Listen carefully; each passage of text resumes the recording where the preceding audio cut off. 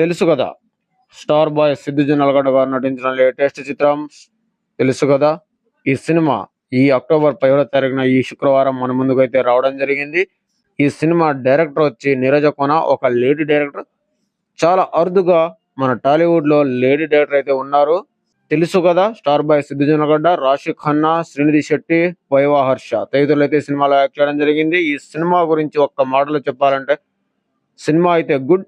Technical values బాగున్నాయి, direction బాగుంది, songs బాగుంది, అండ్ అలాగే ఎస్ఎస్ తమ్మన్ గారి బీజిఎం బాగుంది. ఓవరాల్ గా సినిమా అయితే బాగుంది గైస్.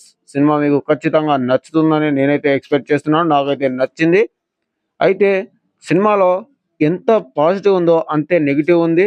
ఈ సినిమాకి మెయిన్ గా ఫస్ట్ హాఫ్ చాలా గ్రిప్పింగ్ గా ఉన్నా సరే, సెకండ్ హాఫ్ స్టార్ట్ అయ్యేసరికి కొన్ని సీన్లు తేలిపోవడం, అండ్ అలాగే కొన్ని చోట్ల స్లో నరేషన్ ఉండడం.